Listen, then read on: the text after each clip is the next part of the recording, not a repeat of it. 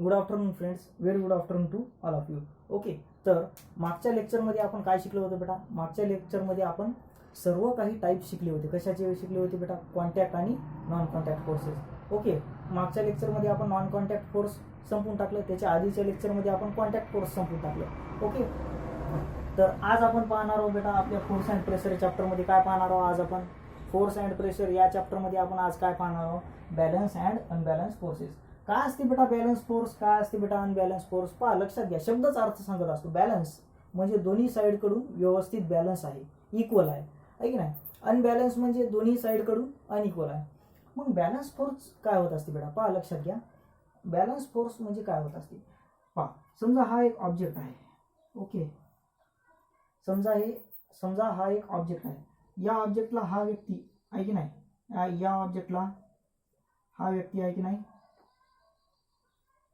इकडून फोर्स लावत आहे असा. आणि हा जो व्यक्ती आहे, हा व्यक्ती आहे तो आहे की नाही, इकडून फोर्स लावत आहे. दोघंही हा जेवढा फोर्स लावत आहे, समजा हा लावत आहे force is equal to 10 newton आहे की नाही. Force F1 is equal to 10 Newton.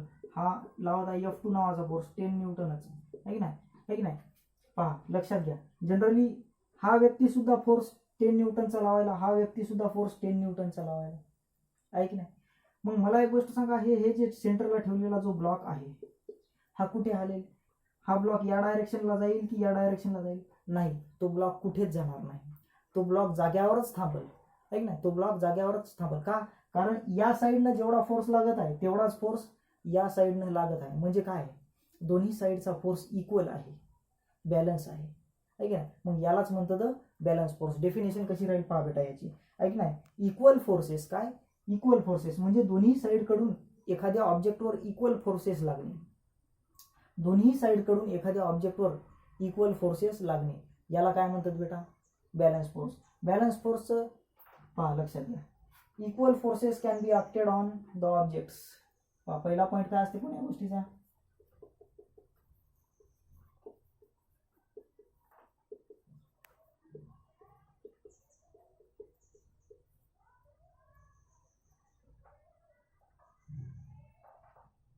Equal forces can be acted on the objects.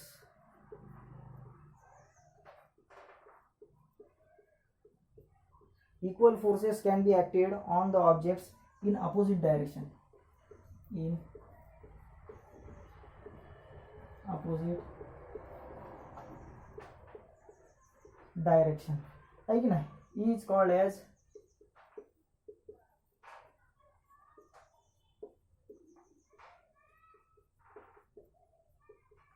Balance force. पहा, लक्षात घ्या, दोन्ही साईडकडून इक्वल फोर्स लागले आहे ना, अपोजिट डायरेक्शन मध्ये. हा व्यक्ती या डायरेक्शन मध्ये फोर्स लावायला, हा व्यक्ती या डायरेक्शन मध्ये फोर्स लावायला. म्हणजे काय व्हायला? दोघं एकूण एकाच्या अपोजिट डायरेक्शन मध्ये फोर्स लावायले दोन्ही साईडकडून, पण ते इक्वल लावायले. हा सुद्धा 10 न्यूटनचा लावायला, हा सुद्धा 10 न्यूटनचा लावायला. मग हा ब्लॉक जागेवरच थांबल, हलणार नाही. ओके, हा ब्लॉक जागेवरच थांबल, हलणार नाही आहे की नाही. हे झालं बेटा बॅलन्स फोर्सची डेफिनेशन. ओके, आता या फोर्स मध्ये काय होते? या ऑब्जेक्ट, हा हे काय ऑब्जेक्ट, या फोर्स मध्ये ऑब्जेक्टची मोशन होत नाही, ऑब्जेक्ट जागेवर थांबतो. का? कारण इकडूनही तेवढाच फोर्स लागायला, इकडूनही तेवढाच फोर्स लागायला आहे की नाही. ऑब्जेक्ट जागेवरच थांबल आहे की नाही. म्हणजे या फोर्स मध्ये काय होत असते? ऑब्जेक्टची मोशन होत नाही. म्हणून दुसरा पॉईंट काय दिलेला आहे? This force do not causes, this force do not causes any motion, any change करा, any change in motion of the object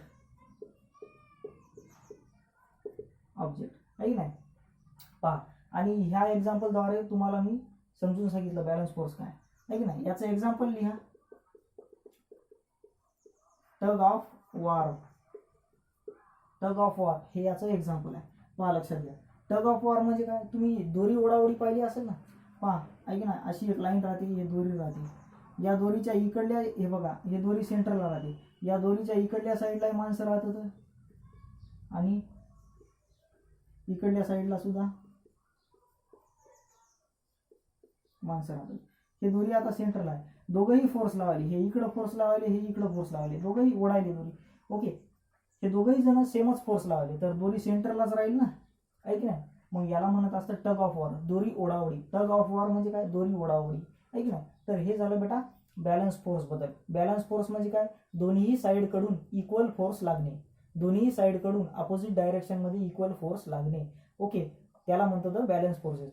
आणि बॅलन्स फोर्सेस मध्ये ऑब्जेक्टची मोशन चेंज होत नाही, तो जागेवरच राहतो, कारण इकडूनही सेम फोर्स लागायला, इकडूनही सेम फोर्स लागायला, इथं सुद्धा इकडूनही सेम फोर्स लागायला, इकडूनही सेम फोर्स लागायला. समजायला की नाही, याला म्हणत असतात बेटा बॅलन्स फोर्स, आहे की नाही. यानंतर आपण पाहूया अनबॅलन्स फोर्स. तोपर्यंत हे लिहून घ्या.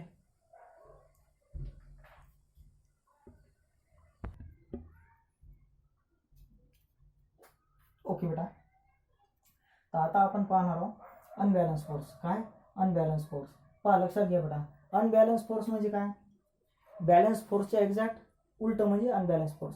बॅलन्स फोर्समध्ये दोन्ही साईडकडून सेम फोर्स लागायचा, आहे की नाही, आहे की नाही, म्हणजे दोन्ही साईडकडून इक्वल फोर्स लागायचा, आहे की नाही.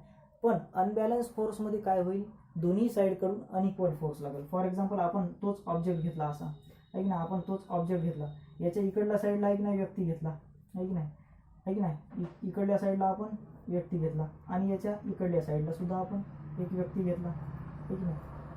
पहा, हा व्यक्ती फोर्स कितीचा लावायला, 10 न्यूटनचा. हा व्यक्ती फोर्स लावत आहे बेटा 20 न्यूटनचा, किंवा असं म्हणा 15 न्यूटनचा फोर्स लावायला. तर मला एक गोष्ट सांगा, इकडून आणि इकडून इक्वल फोर्स लागायला का, नाही. इकडून 10 न्यूटनचा लागायला, इकडून 15 न्यूटनचा फोर्स लागायला, म्हणजे अनइक्वल फोर्स लागायला, इक्वल नाही. जर हा 10 असता तर हाही 10 पाहिजे, हा 15 असता तर हा सुद्धा 15 पाहिजे होता, तर तो इक्वल राहिला असता. पण आता अनइक्वल आहे, म्हणजे दोन्ही डायरेक्शन कडून, म्हणजे दोन्ही साईड कडून काय लागायला बेटा, अनइक्वल फोर्सेस लागायले. काय लागायले, अनइक्वल फोर्सेस. ओके, मग आता मला एक गोष्ट सांगा, इकडून फोर्स कमी लागत आहे, हा इकडं फोर्स लागत आहे, हा इकडं फोर्स लागत आहे, पण याचा फोर्स 5 न जास्त आहे, 5 न जास्त आहे याचा फोर्स, तर ह्या ऑब्जेक्टची मोशन इकडं होईल, या ऑब्जेक्टची मोशन इकडं होईल, आहे नाही. म्हणून बॅलन्स फोर्समध्ये काय होत असते, या फोर्समध्ये change in motion of an object, ऑब्जेक्टची मोशन होती, आहे की नाही.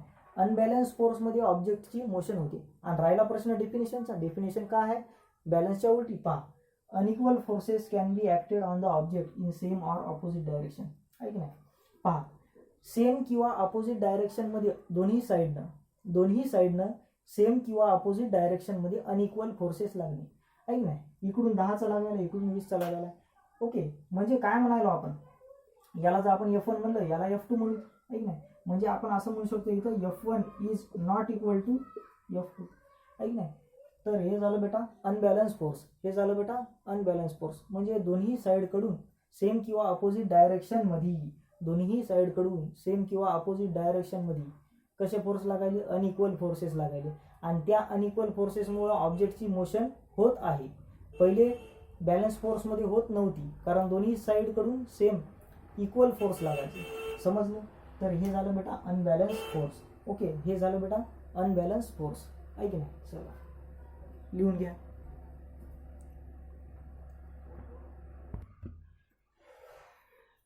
ओके बेटा, तर आता आपण आहे की नाही एक एरी साधा क्वेश्चन पाहणार आहोत, साधा क्वेश्चन. ओके, हे फक्त कशासाठी, कन्सेप्ट तुमच्या अंडरस्टँडिंगसाठी, एखादी गोष्ट तुमच्या अंडरस्टँडमध्ये येण्यासाठी क्वेश्चन पाहत आहोत आपण. पहा लक्षात घ्या बेटा, क्वेश्चन काय सांगते, what happens Wien force applied on the material object, आहे की नाही. एखाद्या ऑब्जेक्टवर मटेरियल एरी शब्द टाकला, ऑब्जेक्ट कशापासून बनते, कोणत्यातरी मटेरियल पासूनच बनल ना. पहा, what happens Wien force applied on the material object in same direction. हे काय म्हणत आहे, प्रश्न माहित आहे का. हे प्रश्न असं सांगत आहे की जर एखाद्या ऑब्जेक्टवर तुम्ही सेम डायरेक्शनला फोर्स लावला तर काय होईल. पहा, मी डायग्राम काढून सांगतो तुम्हाला. समजा हा आपल्याजवळ ऑब्जेक्ट आहे, समजा आपल्याजवळ हा एक ऑब्जेक्ट आहे की नाही. ओके, थोडा मोठा काढतो. समजा आपल्याजवळ हा एक ऑब्जेक्ट आहे, या ऑब्जेक्टवर दोन व्यक्ती आली या साइड कडून, है की नाही. दोन व्यक्ती आली.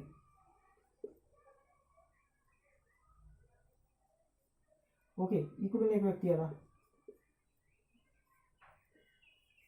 इकडून एक व्यक्ती येणार. या ऑब्जेक्टवर दोघंही जण सेम डायरेक्शनला फोर्स लावले. काय? सेम डायरेक्शनला, म्हणजे या डायरेक्शनला फोर्स लावले. हा व्यक्ती जर समजा 10 न्यूटनचा फोर्स लावत असेल F1, आणि हा व्यक्ती जर समजा F2 इज इक्वल टू जर समजा हा व्यक्ती 20 न्यूटनचा फोर्स लावत असेल. किती? 20 न्यूटनचा. तर लक्षात घ्या काय होईल, तर होणार काहीच नाही बेटा. तर सेम डायरेक्शनला जे फोर्स लावले जाते ते ऍड होते, म्हणजे टोटल फोर्स किती व्हायला? Total force F is equal to F1 plus F2. Total force म्हणजे या ऑब्जेक्टवर टोटल फोर्स किती लावायला, म्हणजे काय? F1 प्लस F2, म्हणजे हा व्यक्ती जेवढा लावायला प्लस हा व्यक्ती जेवढा लावायला, आहे की नाही? म्हणजे किती लावायला? 10 plus 20 is equal to 30 newton. म्हणजे पूर्ण जे फोर्स लागायला, एकूण टोटल फोर्स लागायला जे याच्यावर, ते किती लागायला? 30 न्यूटन. कारण त्या 30 पैकी 10 हे लावत आहे आणि 20 हे लावत आहे. म्हणजे जर समजा एखाद्या ऑब्जेक्टवर सेम डायरेक्शनला फोर्स लागत असेल तर त्याची ऍडिशन होईल, त्या फोर्सची काय होईल? ऍडिशन होईल. ओके, तर हे झालं बेटा कशाबद्दल? सेम डायरेक्शन मध्ये एखाद्या ऑब्जेक्टवर फोर्स लावल्यावर काय होईल. पहा, लिहायचं कसं यायला? If the force is applied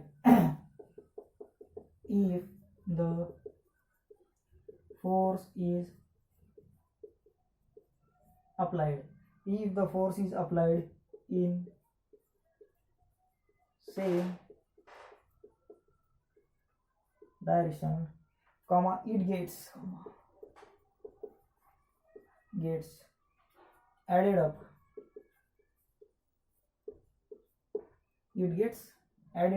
म्हणजे त्या फोर्सची ऍडिशन होते. सेम डायरेक्शनला जे फोर्स लागायले त्या सर्व फोर्सची काय होते? ऍडिशन होते. आता आहे की ना, आपल्याला नेक्स्ट क्वेश्चन पाहायचा आहे. What happens Wien force applied on the material object in opposite direction. काय होणार? अपोजिट डायरेक्शन, म्हणजे दोन्ही डायरेक्शन कडून फोर्स लागायला, इकडूनही लागायला इकडून. त्यावेळेस काय होईल? ऑब्विसली सबस्ट्रॅक्शन होईल. काय होईल? त्या फोर्सचं काय होईल? सबस्ट्रॅक्शन होईल, आहे की नाही? पण तोपर्यंत हे लिहा concept.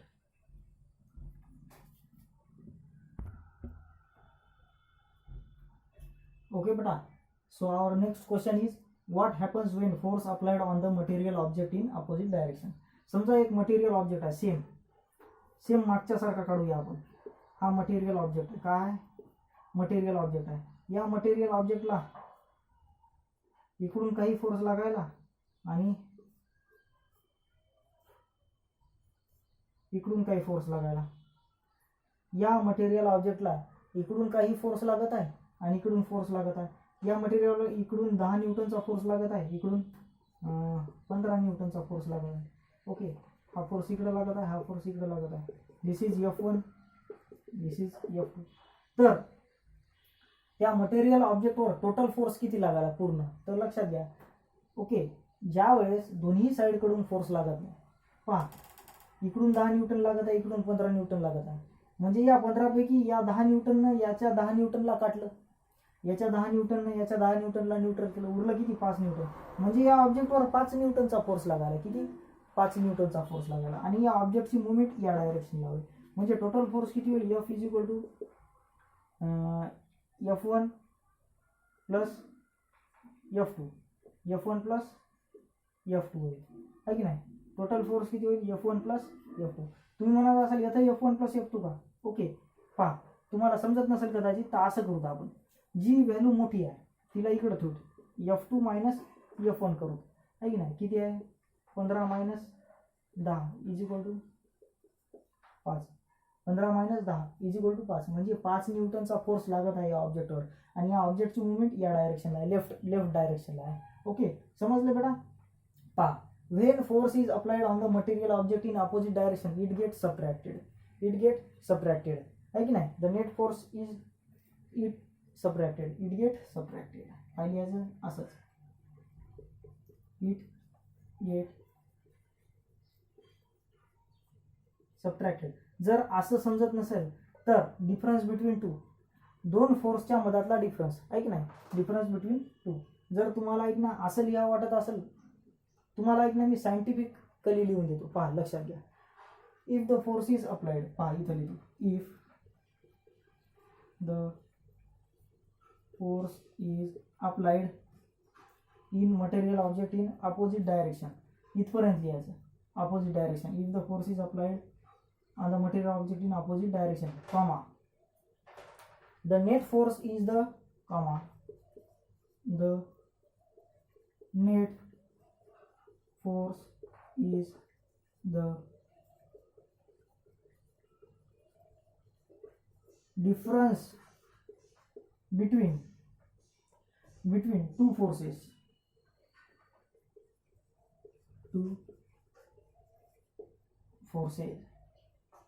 The net force is the difference between two forces. म्हणजे दोन फोर्सेस मधला डिफरन्स किती आला 5 - 10 5 सॉरी 15 - 10 किती आला 5 न्यूटन.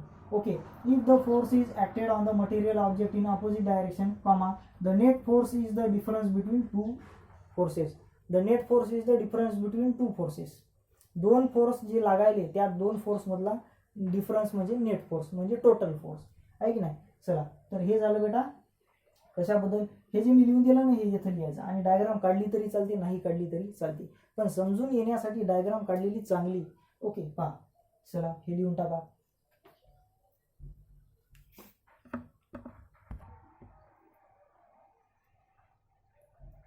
ओके बेटा, तर आपला आताचा टॉपिक आहे बेटा इनर्शिया. आता आपण काय शिकणार आहोत इनर्शिया. पहा लक्षात घ्या बेटा, इनर्शिया व्यवस्थित समजून घ्या, तुमच्या कामी येईल हे की नाही. इनर्शियावर प्रश्न विचारतात, लक्षात घ्या. पहा इनर्शिया म्हणजे काय. ओके, पहिले तर इनर्शिया या शब्दाचा मराठीतून अर्थ होते बेटा जडत्व. काय जडत्व. इनर्शिया या शब्दाचा अर्थ होत असते बेटा जडत्व आहे की नाही.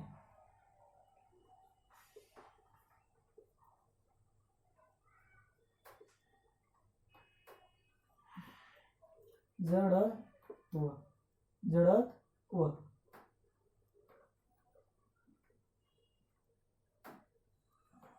जडत्व.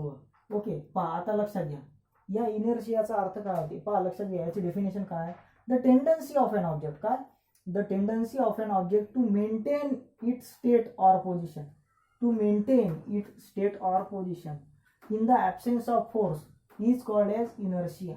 पहा लक्षात घ्या, एक जोपर्यंत तुम्ही याचा अर्थ काय होते डेफिनेशनचा, जोपर्यंत तुम्ही एखाद्या ऑब्जेक्टवर फोर्स लावत नाही तोपर्यंत ते त्याची स्वतःची पोझिशन बदलत नाही. जर समजा ऐक नाही या पेनीला मी असं या इथं ठेवलं, असं ठेवलं ऐक ना, या पेनला मी असं इथं ठेवलं आणि याला काही फोर्स लावलाच नाही तर हे स्वतःच्या जागेवरून हलेल का. 1 मिलीमीटर सुद्धा हलणार नाही. म्हणजे का हलणार नाही, कारण आपण या गोष्टीवर फोर्स लावूनच झालो, कारण आपण या ऑब्जेक्टवर फोर्स लावतच नाही आहोत. म्हणजे जोपर्यंत आपण एखाद्या ऑब्जेक्टवर बाहेरून फोर्स लावत नाही तोपर्यंत तो ऑब्जेक्ट स्वतःची जागा स्वतःची पोझिशन सोडत नाही. त्याला म्हणतात बेटा इनर्शिया. आता लक्षात घ्या, याला एक नाही आपल्या दैनंदिन जीवनात एक्सपेरिमेंट करून पाहता येते. काय करायचं माहिती आहे का, एक ग्लास घ्यायचा. ओके, त्या ग्लासवर काय ठेवायचं माहिती, पत्रिका माहिती आहे आपली लग्न पत्रिका वगैरे राहतात तशी पत्रिका ठेवायची आणि त्याच्यावर ऐक ना असा 5चा बंदा ठेवायचा. ऐक ना 5 रुपीज कॉईन. हे काय आहे बेटा 5 रुपीज कॉईन. ऐक ना असा कॉईन ठेवायचा. ऐक ना 5 रुपीज कॉईन असा कॉईन ठेवून द्यायचा. तर मला सांगा, हा या पत्रिकेवर आहे पण याच्यावर फोर्स कुठं लावला, ग्रॅव्हिटेशन फोर्स असा खाली लागायला ना. तर लक्षात घ्या, ऐक नाही, जोपर्यंत तुम्ही या 5च्या बंद्याला फोर्स लावत नाही तोपर्यंत ते स्वतःची जागा चेंज करणार नाही. ओके, कसं काय चेंज करणार नाही, कारण जोपर्यंत तुम्ही एखाद्या गोष्टीला फोर्स लावणार नाही ते त्याची जागा कशी चेंज करणार. आता काय करायचं, हे गोष्ट खरी आहे की नाही हे चेक करण्यासाठी काय करायचं माहिती आहे का. ग्लास घ्यायचा, त्याच्यावर आहे की नाही हे असं हे ठेवायचं, पत्रिका कार्डबोर्ड ठेवायचं आणि त्याच्यावर एक 5चा बंदा ठेवायचा आणि या पत्रिकाला इकडून अशी टिचकी मारायची जोरात. तर हे बंदा असा खाली पडेल की नाही, हे पत्रिका झिपकुने निघून जाईल आहे की नाही, झिपकुने निघून जाईल. हे पत्रिका अशी पटकन निघून जाईल आणि 5चा बंदा या ग्लासमध्ये पडेल की नाही असं खाली. म्हणजे या बंद्याची पोझिशन ही आहे, तीच सेम पोझिशन ते बंदा इथं पडेल, असं इथं पडेल ते बंदा असं. समजलं की नाही, म्हणजे पोझिशन मेंटेन आहे, सेम आहे की नाही. यालाच म्हणतात बेटा इनर्शिया. जोपर्यंत तुम्ही एखाद्या गोष्टीवर फोर्स, तुम्ही म्हणसाल सर तुम्ही या कार्डबोर्डला फोर्स लावला. हो, या कार्डबोर्डला मी फोर्स लावला पण या बंद्याला लावला नाही. या बंदा हा जो कॉईन आहे या कॉईनला फोर्स लावला नाही.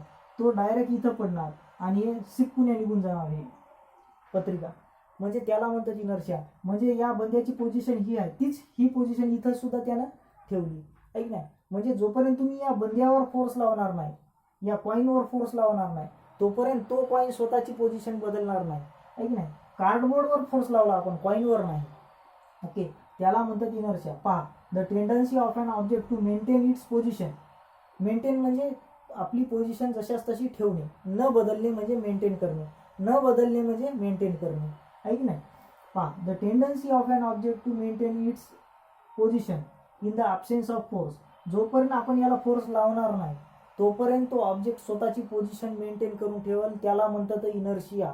ओके, तर अशा प्रकारे आपला जो चॅप्टर होता force and pressure, force and pressure, यामधील फोर्स नावाचा पार्ट संपलेला आहे.